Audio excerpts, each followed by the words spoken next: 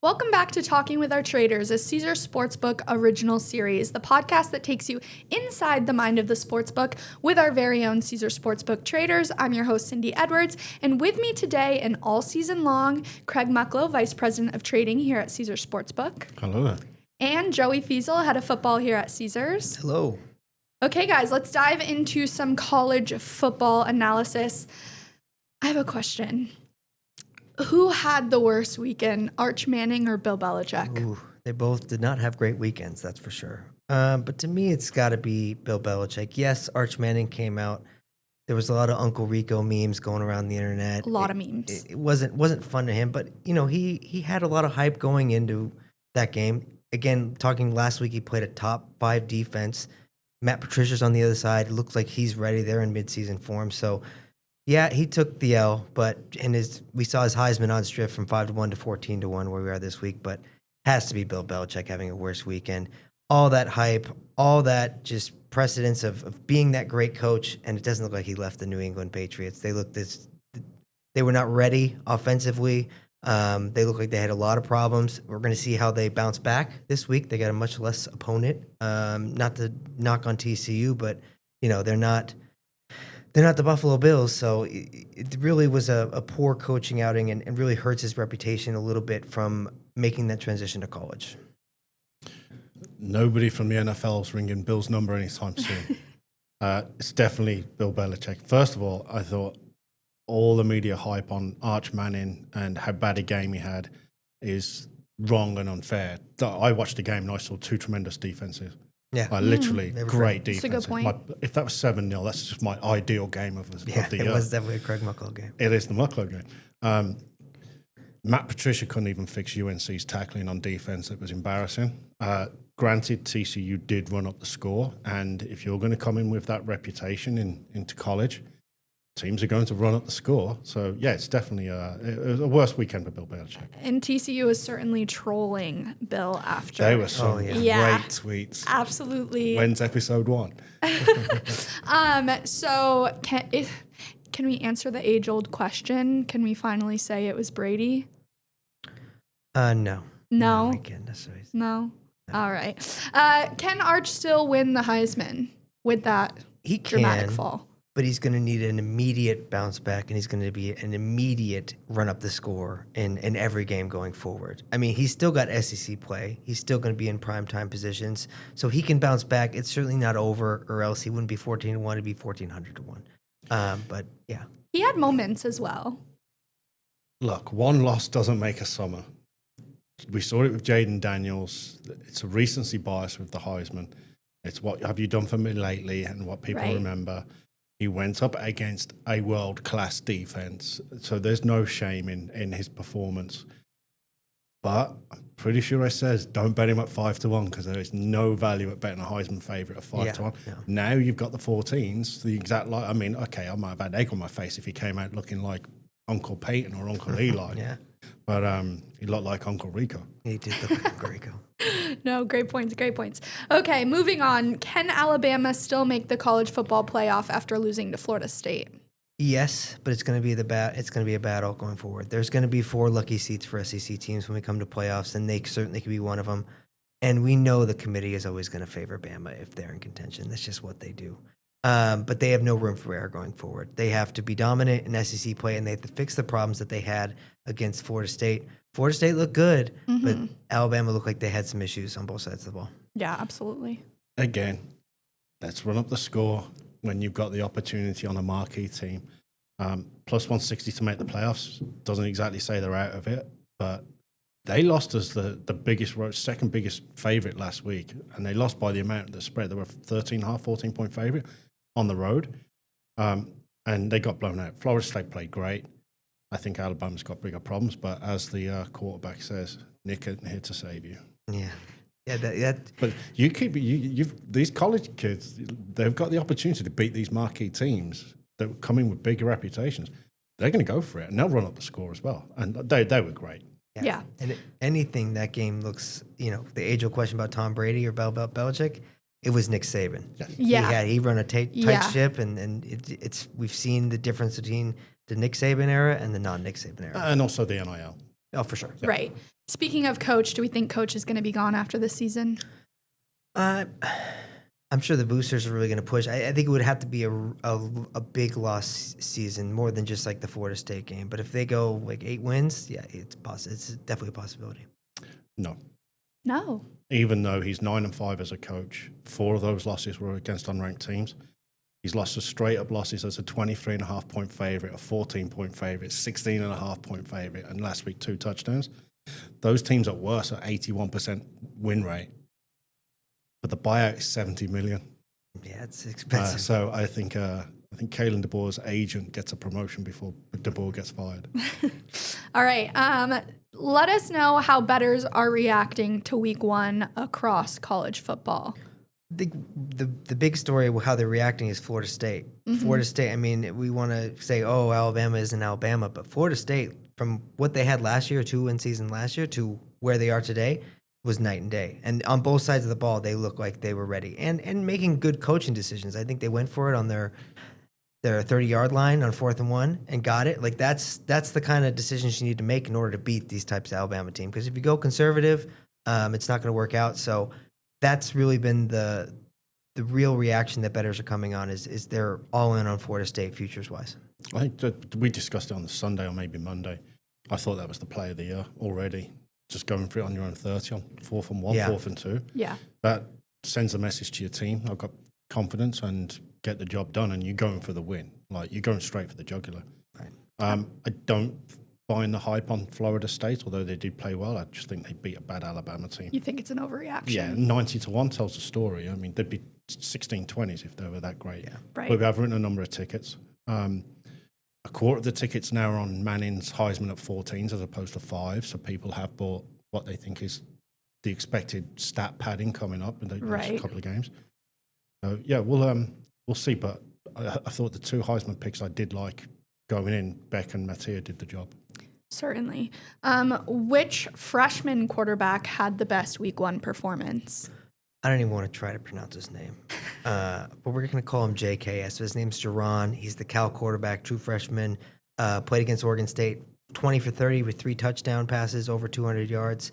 Not astronomical, but he looked the part out there. And really, we saw the respect come in on Cal money late, and it certainly was the right side. Underwood looked fine for Michigan. I think they ran a pretty vanilla offense. I think they were kind of not wanting to show Oklahoma anything this week. So we're going to see this week if he's that impressive. It's certainly got to be an upgrade from when we saw quarterback play last year at Michigan. But another one who's not a quarterback, Malachi Toney from Miami, he looked really good as a wide receiver out there. Clearly not related to Kadarius Toney because he was making all the catches out there. But very, very talented young man. And yeah, he's one to watch for this Miami team because he looked impressive. I went with CJ Carr of Notre Dame. At prime time, tough game on the road to open. Clawed them back into the game. They had a chance. They did. Just played well. Better future, but yeah, I can't disagree with Joe's picks either. Yeah. All right. Well, the slate this upcoming weekend, not as glorious as last weekend. It's going to be hard to top that. But let's get into a game preview. Let's preview Michigan, Oklahoma. Joey, what should bettors expect? This feels like a college football playoff elimination game because both these teams have very tough schedules and uphill battles going here on forward. So getting this one under their belt is certainly going to put them in contention to being part of that college football playoff conversation. Both teams loaded with talent. We talked about earlier, Bryce Underwood, freshman quarterback, is going to be tested in a very chaotic environment in Oklahoma. But they also have a great running game with Justin Haynes. Defenses on both sides of this ball are going to be great. I expect this to be a really low-scoring game. It screams under to me. Yeah, 46 suggests it's a low-scoring game. Obviously, the first real test for both teams. Oklahoma probably means more for them because they've got the toughest schedule. I did think Michigan threw the ball more than their identity suggests of recent history. I mean, Michigan, great defense, run the ball well. So I was quite surprised, but they were not playing a marquee team. And rightfully so, I completely missed your point that they didn't want to show Oklahoma or anything. So it's the rightful primetime game this week, but I don't really have an opinion on the game. All right. Let's get into some game picks. What is your favorite game to go over, Joey? Hang on. Ooh. Well, I went 4-2 last week. Joey went what? 0-10. No, I think I went 3-2. I'm not sure we got that extra one, but nobody's perfect. We all have flaws. That's still pretty good. Yeah. All right, Joey. Favorite game to go over? My favorite game to go over is right here in Las Vegas, UCLA UNLV over 55. I think this UNLV team is going to be fun to watch. Just they have a quarterback transferred in from Virginia, and he's wild out there. He's up and down the field. He's making plays here and there. And I think UCLA is going to go a little more faster pace than they did last year with Nico Iamaleava up there. So I think this total is probably just leaning too much on the UCLA of last year. So give me the over 55. I'm sticking with the formula last week. Big favorite, cupcake game, low total. So I'm going to go Texas over San Jose State. San Jose State, yeah. Over 52 in a stat padding Heisman rebound. All right. Favorite game to go under, Craig? Game, first half. Under 27.5, Central Michigan and Pittsburgh. Little wind there or something? Something going on? He's going to stay quiet. All right. I'm going to go same thing where I just think it's going to be a gritty, great game like we saw Ohio State, Texas, is Michigan, Oklahoma under 46. I like it. Favorite team to cover the spread? I'm going USC minus 28.5. They're going to run up the score. Looks like they're trying to get their offense really into a groove, and it's one of those just big favorites that is probably going to get there. I had them last week minus 35, so Joey waits for it 7 points easier. I'm sticking with Texas. I think they are literally going to run the score up, get back in the good books with everybody, create all the media hype all over again for a game that's completely, they should win. Right. Minus 36.5, big number, but I took USC last week and they did it. All right. And my favorite, what is your upset of the week, Craig? I got this really wrong last week with Charlotte. And the money came. It closed plus 135. Yeah, it was the right side. Yeah, and I mean, it was the right side, but I didn't cash anything. This week, I'm going New Mexico State plus 150 over Tulsa. I've got 12% value on the spread, 4% value on the money line. The best of my dogs this week. I'm going, and I didn't get this myself. I'm going to outsource my upset picks because I need to compete with Greg this year. So I'm going Mississippi State over Arizona State. Okay. All right. Okay. Craig, any weather we should be aware of? There's a lot of rain and thunderstorms on the East Coast and on the West Coast. So check those in the morning of the game. Most significant wind is northwestern tomorrow night, but not enough for me to play the under. It's 15, 16 miles an hour. But that is on the river because it's the new stadium still, isn't it? Games with the high chance of rain, Louisville, Navy, and Penn State. All right. Okay, guys. Well, that concludes our college analysis, but the time has finally come. NFL kickoff kicks off tonight. How excited are we? I'll be glad when the ball's kicked off. Yeah. Me too. How excited are bettors? They're stoked. Stoked? I mean, they couldn't be coming faster in the window on the Philadelphia Eagles tonight. Yeah. Yeah. All right. Okay, let's start off with Burrow. We've talked about it. I love to talk about it. Burrow is 1-4 straight up and against the spread in week 1 games. Is it time to fade the Bengals early in the season? I think Craig has done this a couple years in a row, and it's been successful. But 1-9 the first 2 weeks. The Bengals are well aware of their slow starts. It's not new news, and they've ramped things up in the preseason this year. So I think this is different. They got the Hendrickson deal extended for a year, so that at least helps the defense. Defense probably not going to be great, but I'm buying the Bengals to cover this week 1. I think this is finally the year, so I'm not going the fade route. I think the Bengals get it done. You got Joe Flacco, who's going to lead the charge. Usually he has a couple good games, but it's only a matter of time before Dylan Gabriel is going to get his nod. So not really high on the Browns team. I think this is finally the Bengals year, and they know this monkey's on their back. They want to cover this game and win this game. Yeah. I said it last week. These are like my dark horse for the Super Bowl because I do think they've got their act together. They've played a lot more in preseason. They obviously need to fix the defense. They've got an easy first 4 weeks of schedule before they get Detroit and Green Bay when it does get tough. You're in a tough division. You cannot go 0-2 again and spot the quality teams there a lead. The one concern, home divisional dogs in week 1 are 23-7 against the spread, and the Browns are a home divisional dog. Cleveland, Atlanta, Seattle, Chicago are the other ones this week. The Chargers doesn't count because it's in Brazil. Last year went 1-0. The Colts covered against the Texans. I think they've got to fix the defensive side, but it's the Browns, and the Browns are always in chaos even before the season starts. But Flacco's the other side of the ball, and he might have one good game in him before the course for he's Dylan benched. Count on Gabriel or whatever. Ouch. But I mean, it's not a game I want to get involved because my heart says the Bengals, my head says the Browns plus the points. All right. Okay, let's bring it back to tonight. The Eagles are 8.5-point favorites over the Cowboys tonight. Is that line justified, or is it a public overreaction knowing that the Eagles are coming off a Super Bowl win and the Cowboys are coming off losing their best defensive player? I think it's somewhat justified because the Cowboys have really shown us what they're going to do this year, and they're looking to rebuild. So who wants to be betting on a team who's going to be rebuilding? It is a little bit pricey, especially for being a divisional matchup. But look, until the Eagles prove that they're not the team of last year, then I don't blame it being this high.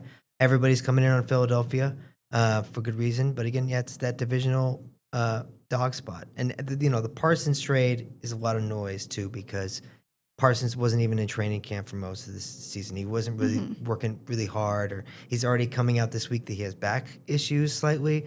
So how much of an impact would he have made in this game? So I think it's a little bit of noise. What's more interesting is kind of the approach that the Cowboys are taking this year. They got Pickens in, still got CeeDee Lamb.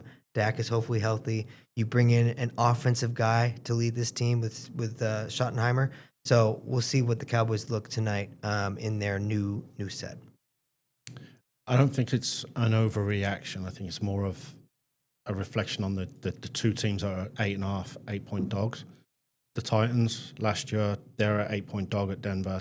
They had the worst against the spread record last year of 2-15. I think it was the historically worst spread ever. The Cowboys, they've got the issues with Parsons, but defensive players don't really move the line all that much, as you can tell in the Green Bay movement on the Super Bowl. A healthy Dak against a divisional opponent, the Cowboys do. I kind of like the Cowboys tonight, but if I'm betting them, I'm going to bet them on the money line, because if you bet 7.5 to 8.5 point road dogs over the last 5 years, that money line represents a 23% chance of winning, but they've actually won at a 35% rate. So you're getting like double digit of value on those two dogs. And it gets even better when the total gets lower. So total's under 45, the profit goes even higher up, which brings in the Titans. So there'll be two small money line wagers this week, and it will be the Cowboys and the Titans. Huge odds. All right. Let's move on to Friday. The Chiefs open the season in Brazil against the Chargers. Does the neutral site change how you approach the line or the total? Chiefs sit at 3-point favorites. With this game, the Chargers and Rams don't really have that great a home field advantage. No one shows up to those games. Very true. So it's not going to be that much of a big of a difference. And when we look at the home field versus what this game would have been, we know the crowd's going to be KC heavy. KC's almost that international franchise now. They're the new Patriots. Yeah. And the Chiefs probably in this game really want to bounce off from that embarrassing Super Bowl loss. Like, they really got embarrassed. And especially just the expectations of who they were last year. I think we talked about it all last year, but they had a 15-1 record, but were they a 15-1 team? No, they weren't. They certainly got a lot of luck on those one-score games and just teams making mistakes at the end of the fourth quarter in a lot of games. So Chiefs have a lot to prove, even though they are still considered one of the best teams. Two great coaches in this one, expected to be a very competitive game. And it's the one I'm most looking forward to, outside the Sunday Night Football. Yeah, we've done neutral venue games for years, and you start off with what's the price on a neutral venue site anyway, and then you build in the home field advantage, so it's reflective. If you remember last year, there was rain on the game, and the traction was pretty slippery. It's pretty embarrassing for the Brazilian Was that Stadium. Packers? Packers and Eagles. And Love got hurt, right? At Yes. the Yeah, he end? did. Yeah. Okay. So hope there is some rain in the forecast to be early in the game. So hopefully that holds off, and hopefully that fixed the turf conditions. Herbert is 0-8 in his career versus Mahomes, but 7 of those are one-score games. I can see it being close. Wow. My only concern is a certain tight end didn't know where Brazil was, so I hopefully that he got the right flight. I did see that. You think the Chargers could get it done? Yeah. All right.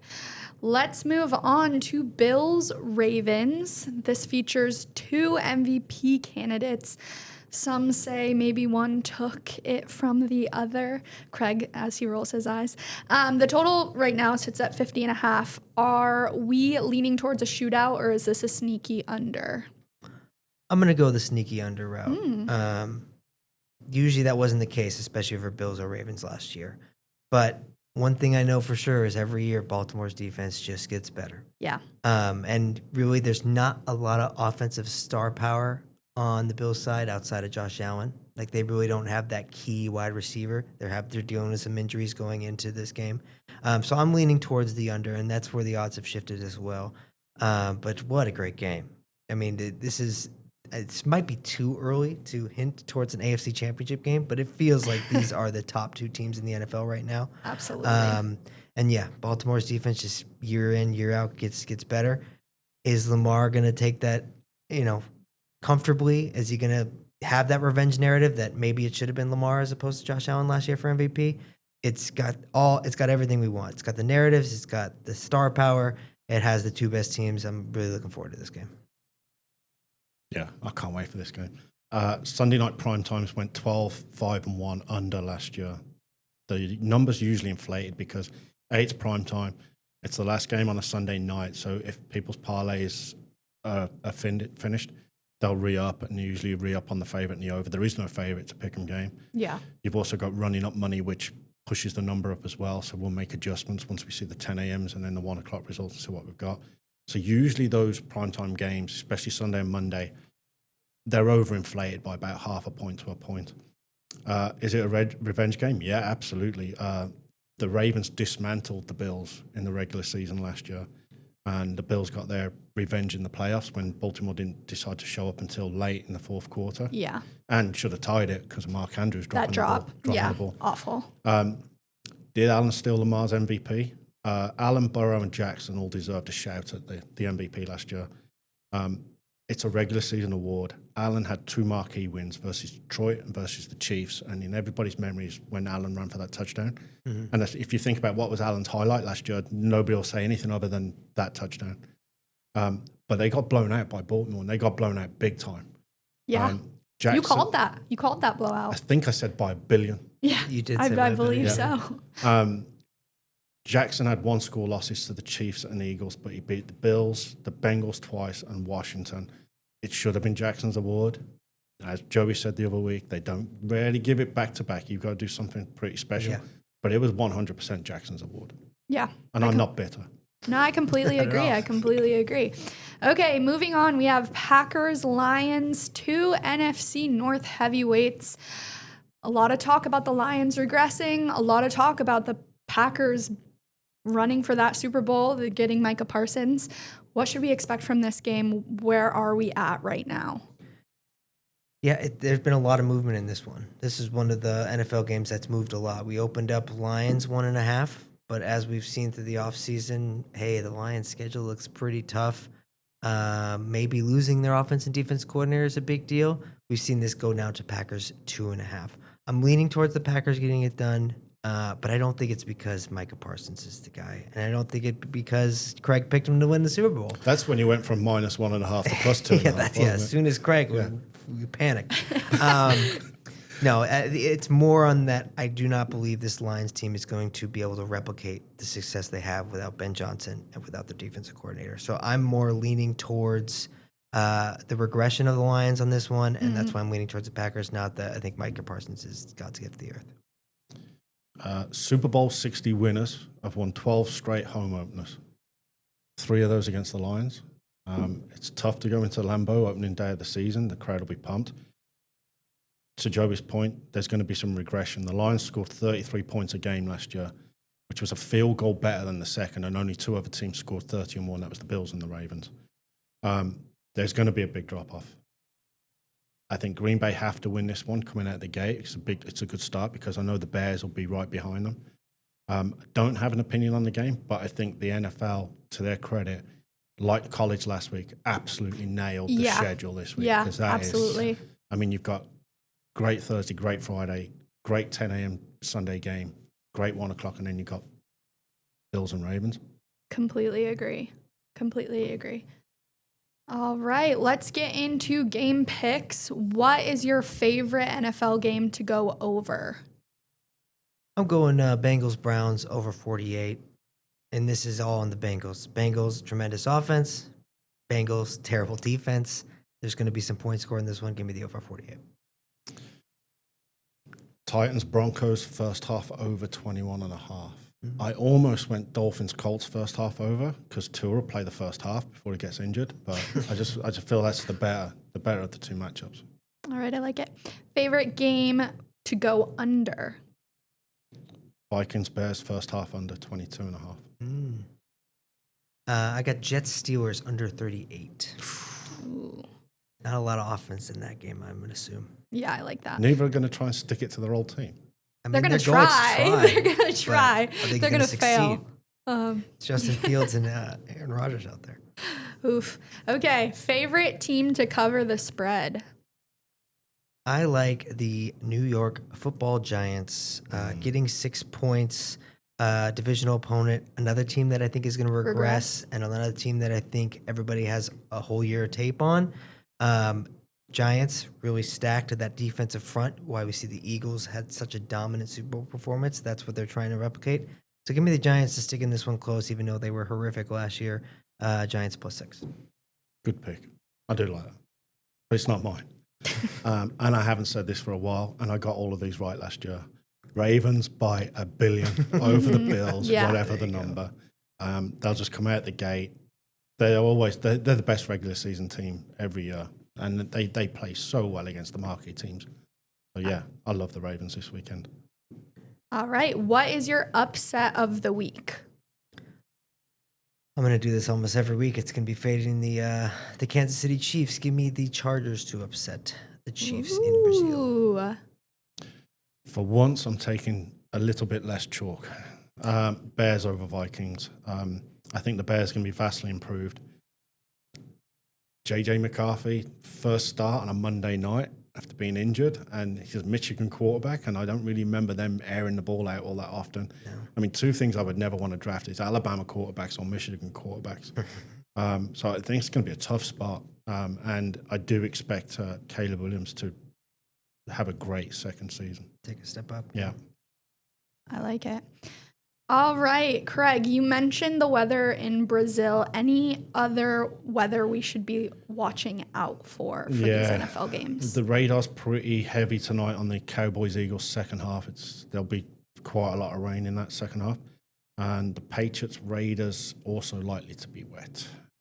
And I do like, I'm just going to call him Ashton because I cannot pronounce his surname for the life of me, no matter how many times I try. I do like his over rushing yards, especially in those conditions. Yeah, absolutely. Okay, let's get into our anytime touchdown parlay. How this works is we each choose an anytime touchdown leg. We put it together, and then we have a 3-leg parlay. Are you guys ready? I'm ready. Whoever's player Joey's picking is, and he ended their season last year. So he did. He did. On my fantasy so good team, luck. So yeah. Hopefully, yeah. I need to see who you chose. Joey, start us off. Okay. I like the man, the myth, the legend. He was second pick in the Joey Fiesel fantasy draft within the office. Brock Bowers, +170. He has a quarterback that loves to throw to tight ends. He's the number 1 tight end in the league in his second year. Give me Brock Bowers +170 to start out. I like it. You're going to like this one. Mark Andrews at 2-1. You think he makes up for that drop last year in this revenge game? Multiple times. 2+ touchdowns. Okay. I saw what Derrick Henry did to the Bills last year, and they'll just try and stop him this year. They'll try and stop Lamar, and it'll just set it up for Andrews. and there'll be redemption because it's Jackson's favorite receiver. Yeah. All right. I'm going T. Higgins plus 120. I think all of the focus is going to be on the best receiver in the NFL, which is Chase. So I like that pick, and that's where I'm going. Not So a bad angle. that's going on the website, I believe so. I believe that will be available to bet on the Caesar Sportsbook That app. will pay 17 to 1. 17 to 1. Yeah, that's not bad. If you like it, go bet it. Yeah. Let's hopefully Brock Bowers scores before Joey's curse finishes Yeah, this season. dang, Joey. Yeah. Hopefully he breaks the curse. Hopefully. Right? I think so. I hope so for Brock Bowers. That would be absolutely insane. So how was your dinner that I paid for when I lost the competition? Yeah, so last year, tremendous. Craig Harlow's always lost. He took us out to a fantastic dinner. Yep. Shout out Harlow. Yeah. Shout out Harlow. Shout out the martinis. Yes, they are the They best. were amazing. So I think same stakes this year. Loser I think we pays had for fish, dinner. but yes, the same steak. All So right. one pick each, one college, one NFL, and then Yes. loser buys the dinner. All right. Deal. All right, All right. Joey, what you got? Started out college. I'm just going to go with what I had to cover the spread initially. That's going to be USC minus 28.5. I think they're winning by $1 billion. Don't think we should have any trouble there. NFL wise, I'm going to go with the Bengals not having a slow start. I'm going to go over that 48 total to start out with the NFL side. I like it. I am going to go college Michigan plus 5. And I am also going to go Ravens money line. Craig, you've convinced me. And I've really been talking up the Ravens this offseason. So I have to put something behind that.